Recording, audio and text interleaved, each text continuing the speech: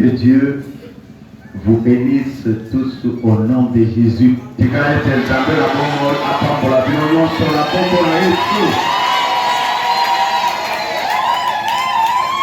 Amen. Je vous salue tous.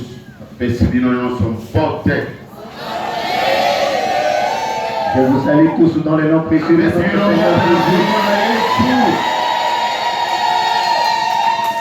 Amen. Et aujourd'hui, pour moi, il est grande joie. Une grande joie de vous retrouver encore ici.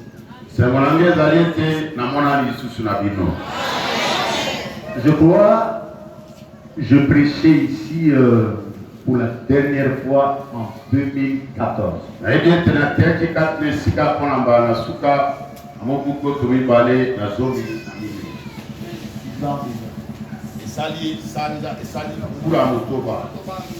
Vous m'aviez beaucoup manqué. Ah, dans mon live, je suis. Le mot me manque. Bon, on a pour exprimer ce que je ressens au-dedans de moi. Amen. C'est une joie de retrouvailles. C'est une joie de vous voir encore vivant. C'est une joie de vous voir en train de persévérer dans la chose de Dieu.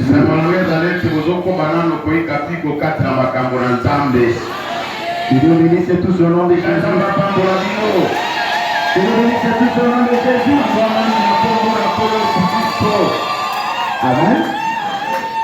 Nous sommes ici pour la cause de Jésus. Et nous allons parler essentiellement la parole de Dieu. J'ai choisi un thème. C'est un thème que nous trouvons dans la parole de Dieu. L'agneau immolé vu sur le trône. Nous aider à mettre un accent ici. Amen. Nous allons parler sur beaucoup de choses. Nous allons toucher sur la personne de Jésus-Christ. Parce que Jésus-Christ, c'est lui l'objet de notre foi. Si nous sommes sauvés, si nous avons la vie, je parle de la vie éternelle. C'est dans le nom de Jésus. Parce qu'en dehors de Jésus, sous le ciel, aucun autre nom nous a été donné. Si c'est dans le nom de Jésus, Dieu le bénisse tous au nom de Jésus. Alors, nous avons trouvé la chose dans un passage de l'Écriture. Nous sommes dans Apocalypse chapitre 5. Le verset qui nous concerne, c'est le verset 6. Mais nous allons commencer notre lecture en amont, c'est-à-dire le chapitre 1. Nous allons prendre la partie du verset 1. Et j'ai lu au nom de Jésus.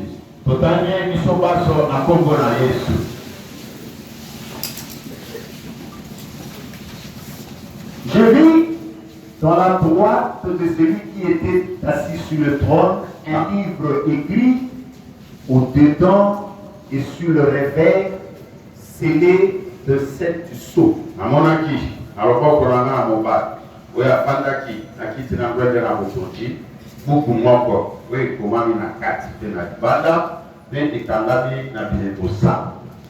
Et je vis un ange puissant proclamant à haute voix, qui est dit d'ouvrir les livres et d'en rompre le sceau.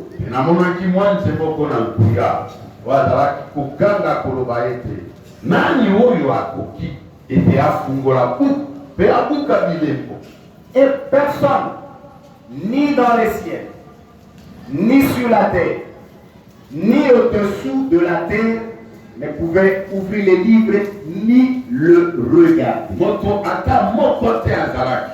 Edala na likolo, edala na mabele, edala na se na mabele, oyo akokaki kofungola buku to mpe kotala yango. Et moi, je pleurais fort, parce que nul n'était trouvé digne d'ouvrir les livres ni de le regarder. Nagogongai, nalelaki makasi mpe nalelaki mingi. Pamba te, moto amonanaki te oyo akoki kofungola buku mpe kotala yango. Et l'un des anciens me dit, ne pleure pas. Voici, le lion qui est de la tribu de Juda, la racine de David, a vaincu pour ouvrir les livres et c'est sept sceaux. Nagongo, mon kona bapaka lobela kingai. Lela te, tala, kosi na libota na bayuda. Ye boto ya Davidi, ye azalise moko alongi kofungola kupu pe kobuka bileko sa. Et écoutez le verset 6.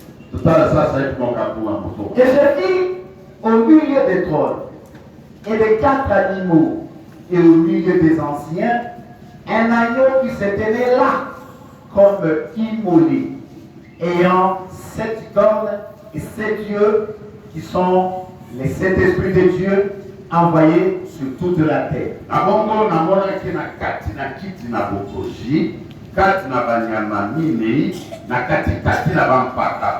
Moko na mwana pati azalaki wana lokola ya kobomama, oyo azalaki na maseke sambo, pe na miso sambo, oyo azalaki na milimo sambo na nzambe, oyo atindaki na moki. Seigneur Dieu, notre Père, nous te sommes infiniment reconnaissants pour avoir accepté que nous soyons réunis en ces lieux pour rompre le pain qui descend de toi.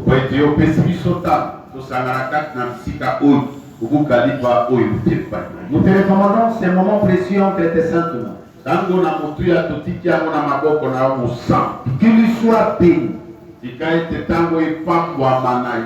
ta grâce nous accompagne. Que le Saint-Esprit soit à l'œuvre. Accepte que tout ce qui sera dit en ces lieux soit pour la gloire de ton nom. Bénis la parole de ce soir. Bénis l'entendement de tout un chacun. Que le Saint-Esprit se déverse sur nous, afin que nous puissions parler par ta grâce. Nous chassons du lieu l'ennemi Satan au nom de Jésus.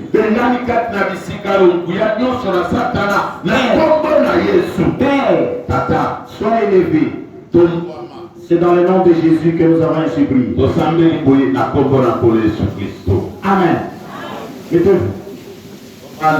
Que Dieu vous bénisse.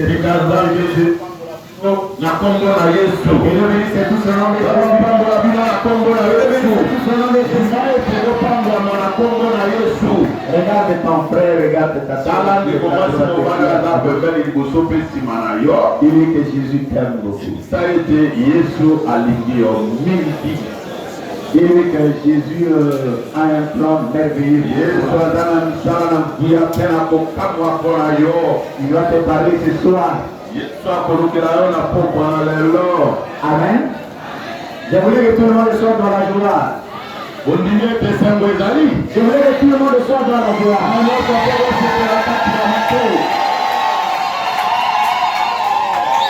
Amen. Nous sommes ici dans le livre d'Apocalypse. Et ici, quand Jean écrit cette partie de la parole, il était en esprit. Et il était au ciel. Parce que lorsque nous sommes allés au chapitre 4 du livre d'Apocalypse, il a dit que la première fois que j'avais entendu, la première fois que Jean avait entendu dans l'île de Patmos, C'est devant lui dire, monte ici. Je te ferai voir les choses qui doivent arriver après celle-ci. C'est pour dire que lorsque nous sommes dans le livre d'Apocalypse, d'abord c'est un livre écrit par des symboles. C'est un livre qui est écrit avec des signes. Et ces signes-là doivent être interprétés.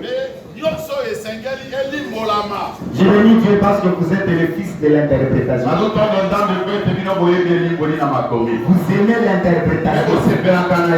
Alors la Bible dit à la loi et au témoignage. Si on ne parle pas ainsi, le peuple ne verra pas l'horreur. Alors lorsque nous saisissons les Écritures, nous devons les interpréter. Alors le nom étant les Écritures, c'est l'animal étouffé.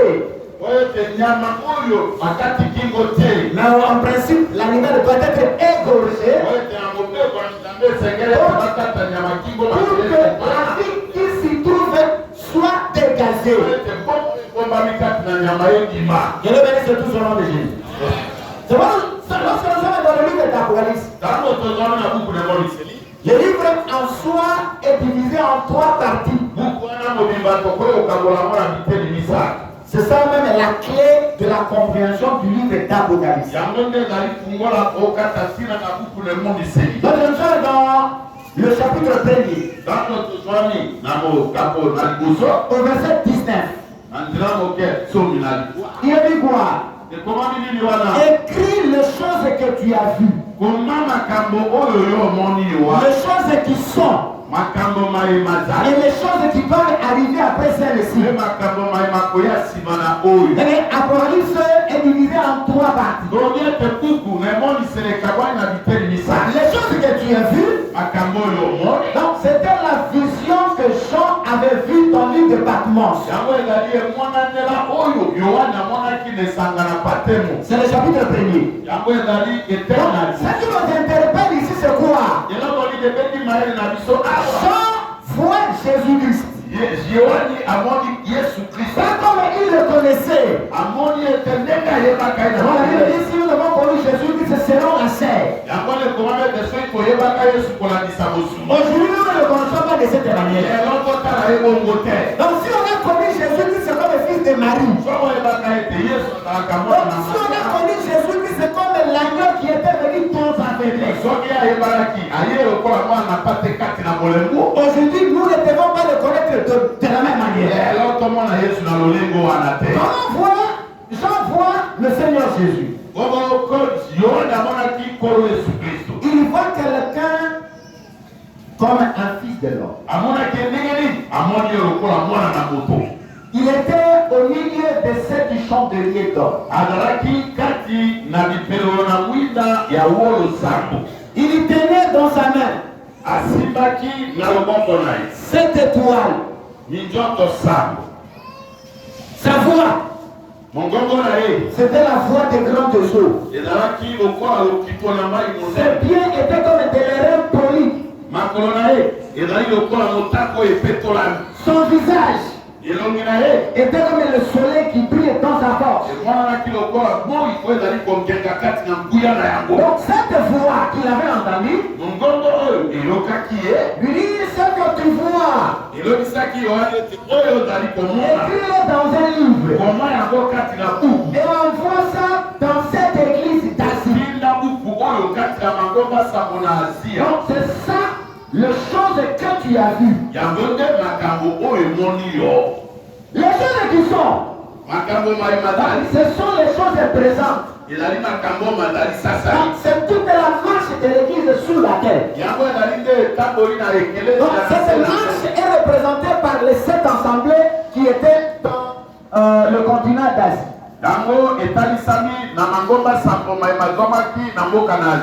Il y avait l'église d'Éphèse. Il y a l'église de Smyrne, l'église de Thyatire, l'église de Sardes, l'église de Philadelphie et l'église de Laodicée. Ça, ce sont les choses qui sont.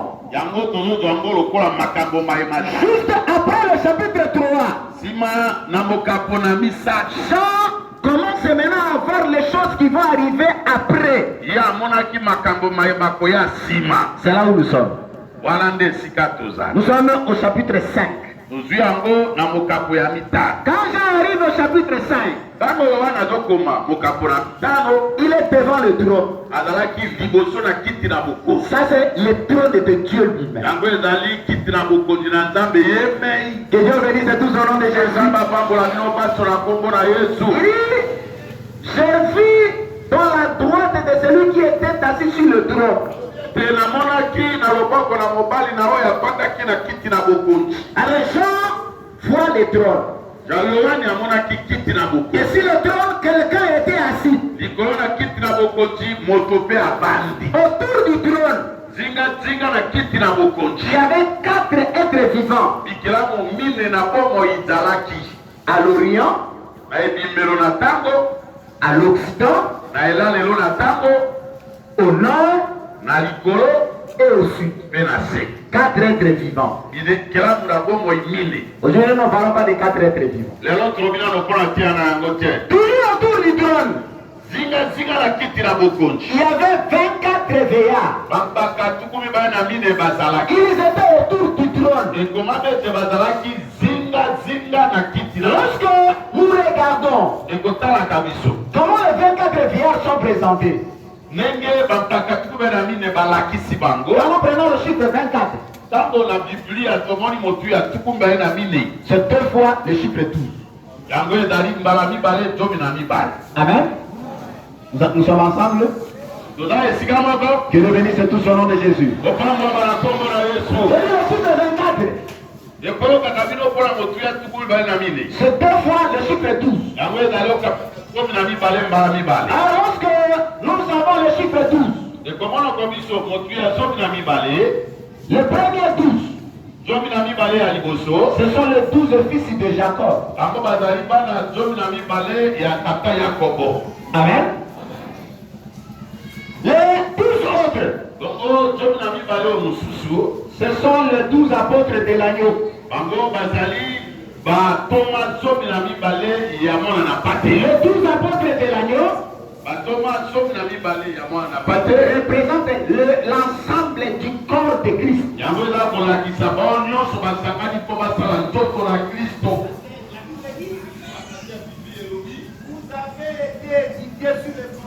Des apôtres Jésus-Christ de lui-même étant la pierre angulaire. Ça veut dire que l'enseignement que nous sommes appelés à recevoir doit être correct avec ce que les apôtres ont enseigné. Si nous recevons un enseignement, nous devons le comparer. Donc si ce qui nous est enseigné aujourd'hui ne marche pas correctement avec l'enseignement des apôtres, c'est qu'on est à côté. Mais faisons de 24 veillards au ciel. Je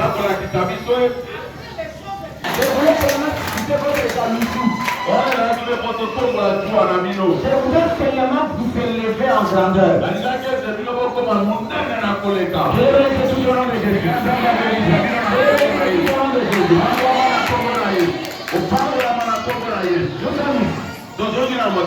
Donc, vous devez compris que le 24 veillards, c'est la présence de l'église au ciel. Lorsque l'église sera enlevée, elle sera enlevée aussi avec les croyants de l'ancienne alliance qui parlent par l'espérance en Jésus.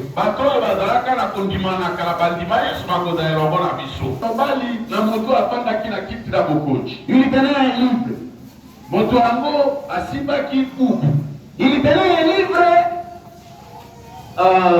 Les livres, c'est ça, non? Il tenait un livre dans sa droite. Donc c'est un livre écrit au dedans et au revers. Et à l'intérieur on a écrit. Et à l'extérieur on a écrit. Amen. Mais ce qui est grave, c'était quoi? Le livre était scellé de 7 sceaux. Non, pour être simple.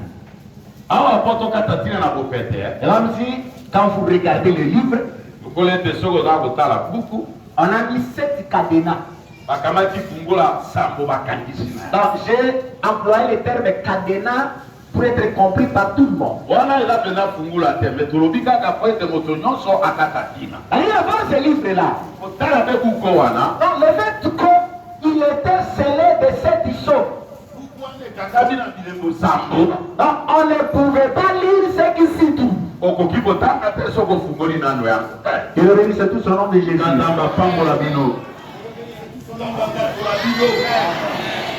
Amen. Le livre est scellé de 7 sceaux. Maintenant, quand toujours dans la vision. Donc, représentez-vous que Dieu, d'abord,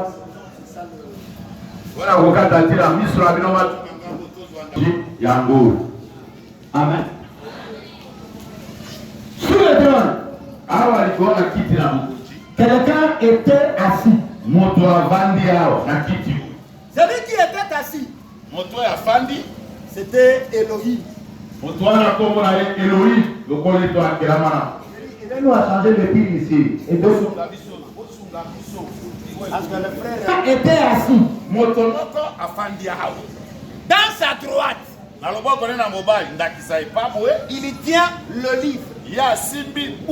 Donc c'est un livre scellé de 7 sceaux. Amen.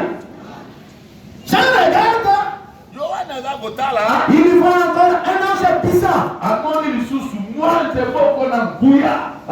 vous dis que les anges, ce sont des créatures trop puissantes. Amen. L'ange cria. Qui est-il? Comprenez très bien. Qui est-il? De prendre le livre et d'en rompre le sceau. Ça c'est la proclamation de l'ange. Amen. Jean regarde. Il entend voir quelqu'un qui digne pour prendre le livre et d'en rompre le sceau. Jean regarde au ciel. Parmi tous les habitants du ciel, il n'y avait personne. Amen. Vous le suivez très bien. Toutes les créatures que tu connais au ciel, et les anges, les chérubins, les séraphins, les 4 et même les 24 vieillards, j'en ai vu personne. Tant que soit au ciel. Il regarde sur la terre. Le trône de ses membres. Les Bouddhas, les Mahomet, Branham, les Mukuna. Il n'y a eu personne. Amen. C'est vrai, il ne faut pas couper sur l'homme.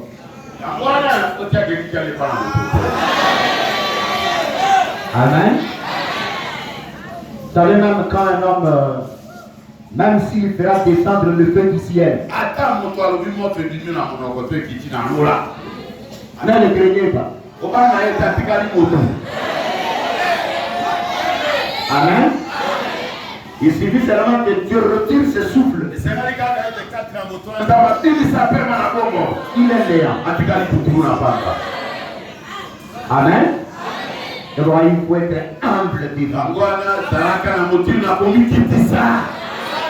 Parce que la Bible dit l'humilité précède la gloire. L'humilité précède la gloire. Amen. Il regarde sous le sol. Parmi les grands qui étaient discutés. Vous allez Nabucodonosor. Si c'est Abraham.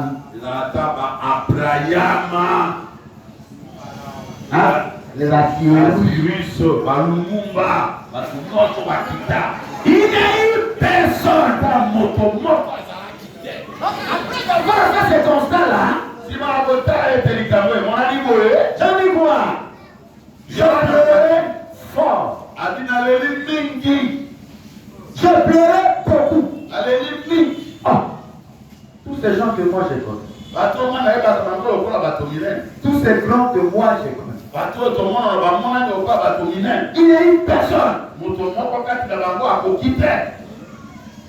pour prendre le livre et d'arrompre le seau. Amen. Quand j'ai pleuré, heureusement pour Jean,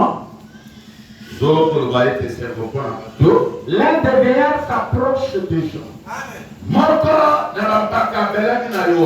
Amen. Alors je vous ai dit que les veillards, donc c'est 12 fois 2. Donc ce sont les saints qui sont enlevés, ils sont devant Dieu. Vous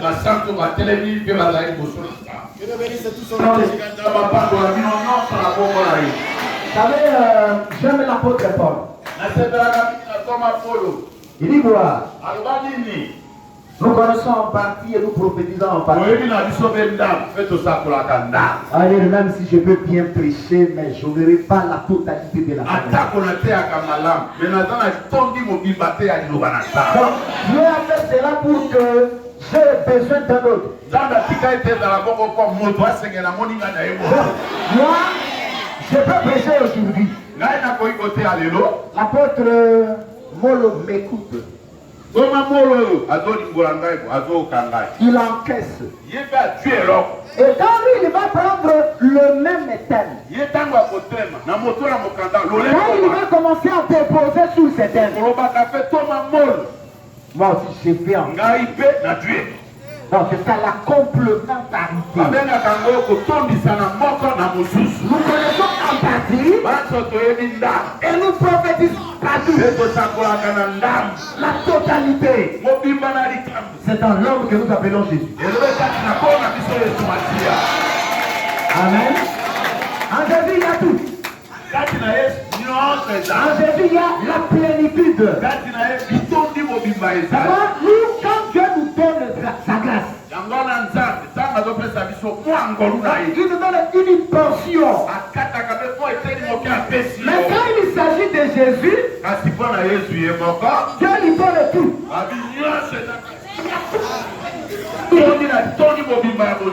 Amen. D'abord, quand un serviteur va se mettre ici debout pour dire que moi j'ai tout de la connaissance. Alors il faut se méfier de ce serviteur. Amen. Que Dieu bénisse tout son nom de Jésus. Que Dieu bénisse tout son nom de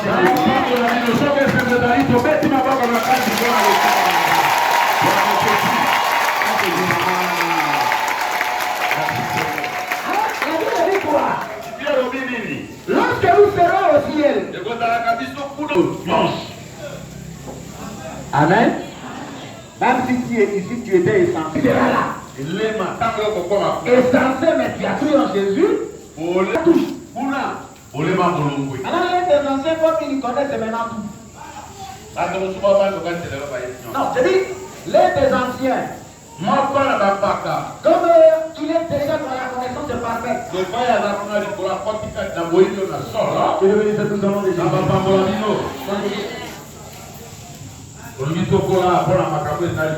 Nous ne resterons pas toujours des enfants. Nous resterons des enfants pour les choses des serments. Mais en ce qui concerne la connaissance, c'est notre richesse. Il faut être riche en connaissance. Il faut des connaissances. Alors, l'un des enfants, arrête de pleurer. Arrête de pleurer. Quand il y a un problème qui te dépasse, quand il y a un problème qui est au-delà de ta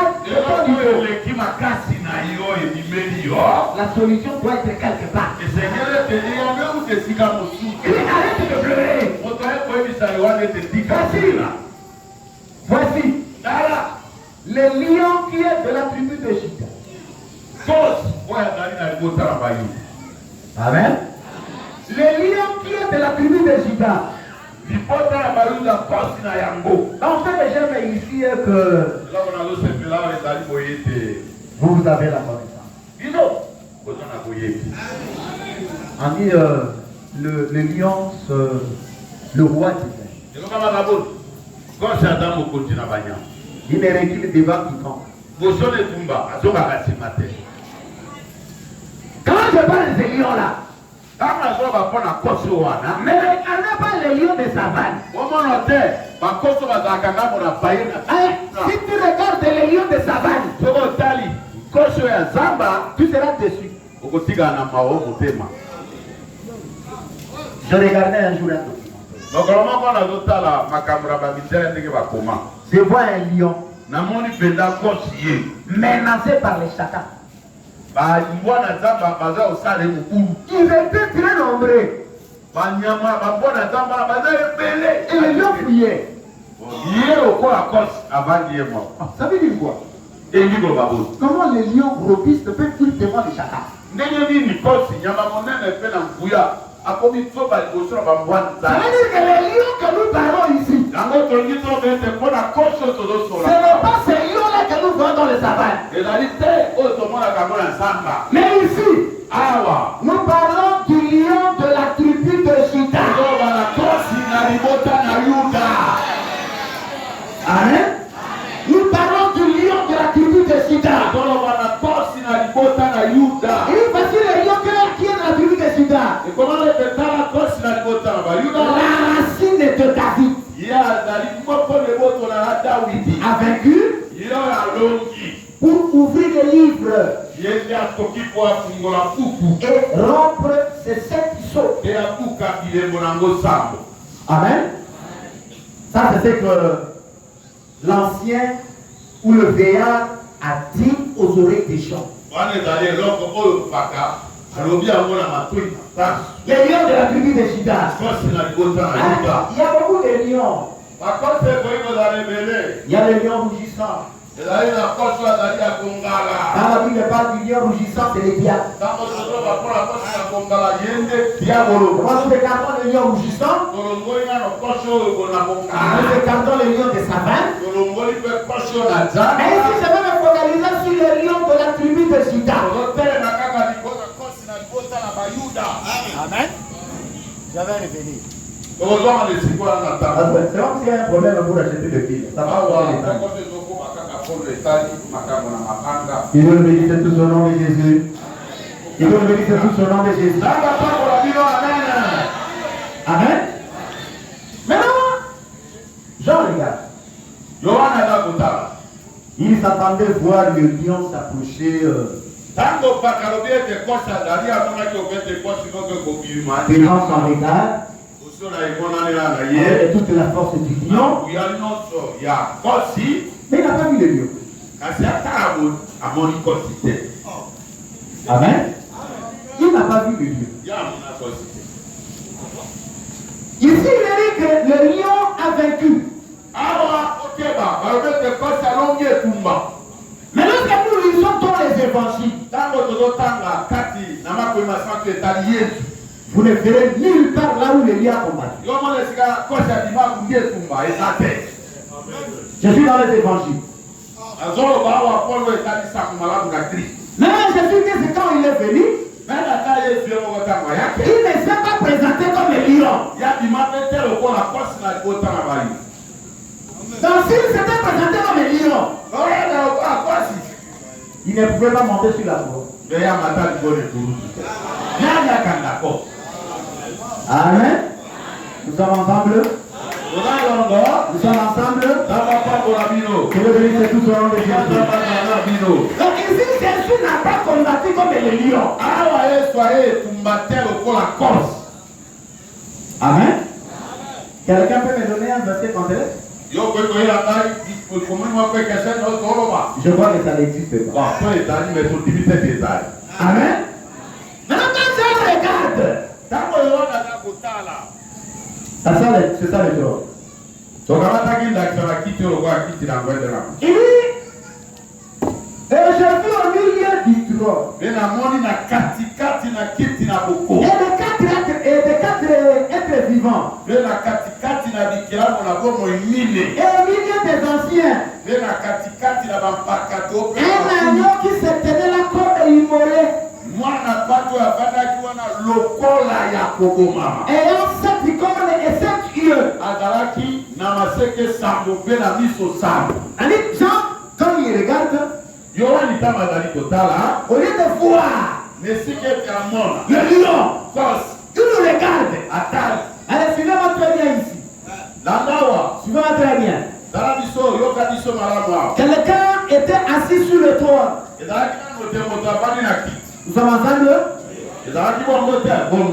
Moi je ne suis pas Dieu, mais je donne seulement. Il tient le livre dans sa droite. Alors quand Jean regarde, il voit au milieu du trône, au milieu des 4 êtres vivants, un être vivant ici, un être vivant ici, un être vivant de l'autre côté, et l'autre être vivant là-bas. Il y avait le lion, il y avait le faux, il y avait l'homme, il y avait l'aigle. Et au milieu des 24 veillards, les 24 veillards entouraient le trône. Alors quand je regarde, il dit j'ai vu au milieu du trône. Si c'est ça le trône, où est le milieu?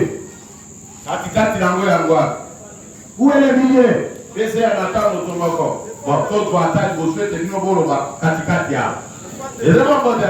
Amen. Donc c'est pour dire que c'est lui qui était assis sur le trône et qui tenait le livre.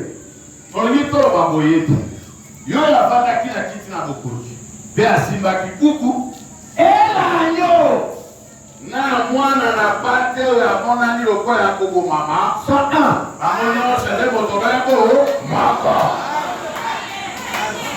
Amen.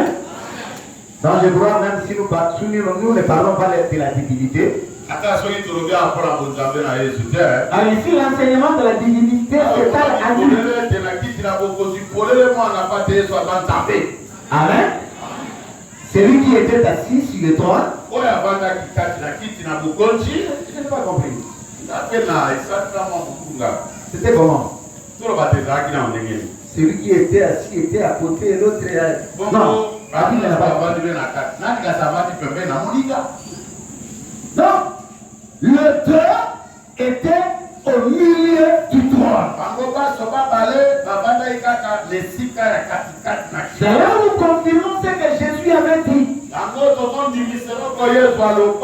Moi et le Père, nous sommes un. Celui qui m'a vu a vu le Père. Jésus avait répondu à Philippe. Alors Philippe avait dit à Jésus, montre-nous le Père. Alors Jésus lui répondit, mais comment dit-il montre-nous le Père? Celui qui l'a vu a vu le Père. Moi et le Père, nous sommes un. Donc, quand vous avez reçu l'enseignement du Père, vous avez reçu Jésus. Amen. Donc, tu reçois Jésus, reçoit le Père. Donc, vous êtes le béni de l'Éternel. Vous êtes béni de l'Éternel. Acclamez un peu fort.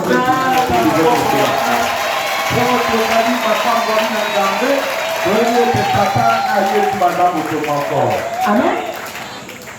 Il est vraiment de moi. Jésus au milieu du trône. Un agneau qui était là comme immolé.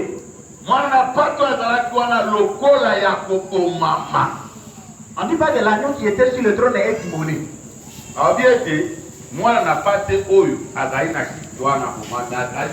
C'est le respect des Écritures. Amen. Donc je vais rebobiner avec eux. Bon, je vais d'abord m'assalir. Je vois vous connaissez l'agneau. Ah bon, c'est le petit ton. Ah, vous avez compris, non? Lorsque Jésus était sur la croix, il était l'agneau d'un an.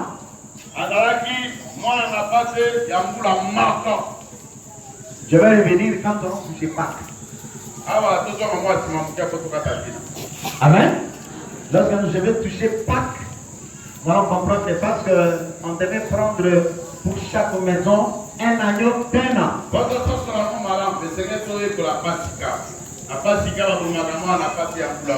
Et bien, je dis que quand Jésus était sur la croix, il était l'agneau d'un an. Alors, l'agneau d'un an, en principe, n'a pas de corps.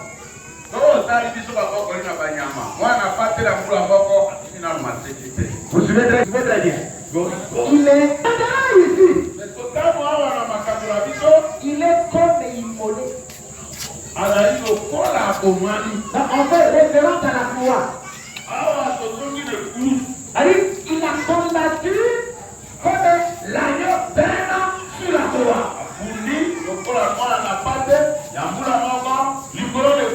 Vous suivez très bien. Mais ici dans l'Apocalypse, il n'est pas question de la croix. Jésus-Christ est réglé maintenant comme lui.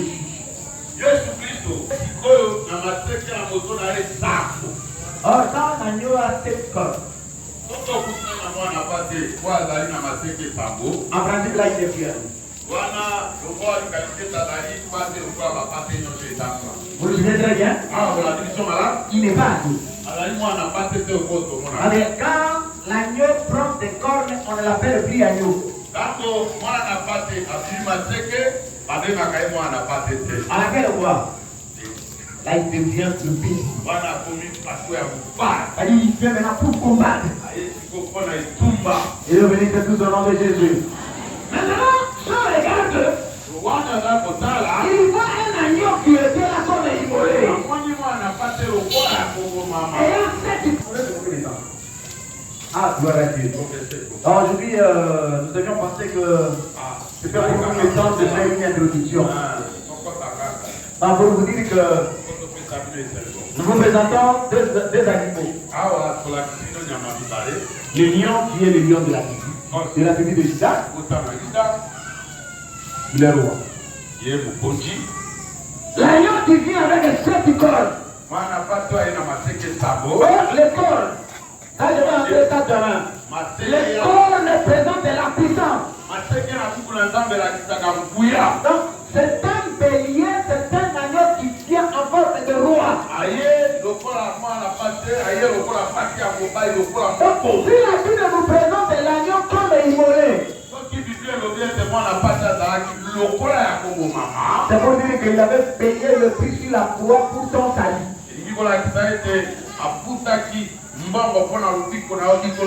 Et le bénisse tout au nom de Jésus.